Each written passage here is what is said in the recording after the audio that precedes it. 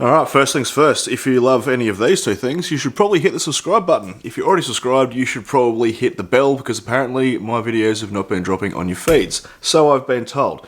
Let's crack straight into unboxing this Bushnell. Now this cost me $179, so pretty cheap. It's the cheapest red dot sight that I can find in Australia, so there you go. Let's look at the box, see what we've got on here. So it's a 4 MOA dot, it has the footprint of a Delta Point Pro, so the loophole base. It weighs 36 grams. To put that into perspective, the Bushnell TRS-25 weighs 102 grams, so it's over or under half the weight. Recoil rated for pistol, rifle and shotgun. It has 5,000 plus hours of battery life on the mid setting. Yeah, it's daylight bright apparently, so let's crack straight into opening this up. Alright, so pretty bare inside the box. We've got a lens cover, instructions, a couple of tools, so 2 screwdrivers and an Allen key, and the sight itself, and there's literally nothing else in there, so that box is pretty useless for us now. Alright, the instructions, I'm assuming he's going to tell me how to turn it on and everything. Yeah, English, French, Spanish, German and Italian. Really doesn't say much. A complete instruction manual is available at the Bushnell website, apparently. Warning, never look at the sun through the sight or any optical instrument. Why the fuck would you look at the sun? That's ridiculous. It may permanently damage your eyes.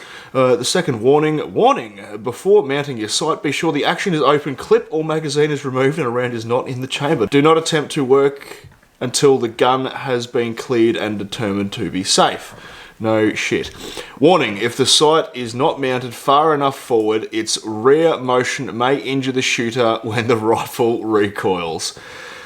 Thank you very much for the heads up, Bushnell, because everything else on there is just the FCC statement and disposal of electronics and electronic equipment and an industry Canada statement, so that's pretty useless. Let's have a look at this sight now. So we have a nice sight cover that comes straight off the top there, so that's pretty good. I like the fact that you get a sight cover. It has a fairly, it's not large, it's a mid-size window. Now these are, I think originally were made for pistols, but they are rated to go onto shotguns and rifles, obviously, as I said before.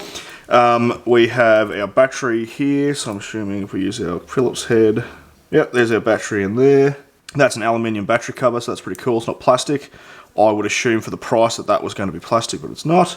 We have our windage adjustment on the side here, and that's marked with an L to the right.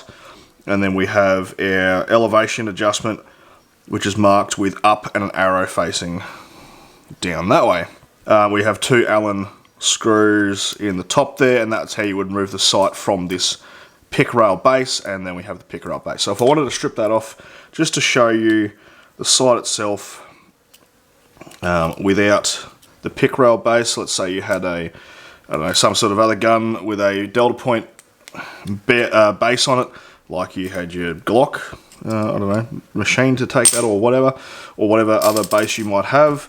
That's just the sight itself. So look at that, pretty bloody small. Actually, I forgot to mention that before. There are your adjustments on the side.